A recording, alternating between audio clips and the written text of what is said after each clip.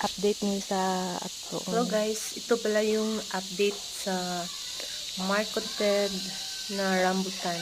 Ako po ang nag-market nito September 2022 at ngayon May 1, 2024 ito na siya. Nagkaroon siya ng bulaklak.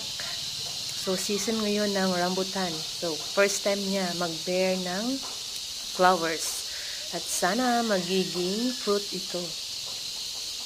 Sana ma-fertilize at magiging fruit, magiging rambutan fruit para matikman ko naman ang aking sikan na tanim. So, ito po ang update ni Forster Lee sa kanyang mga tanim or marketed rambutan.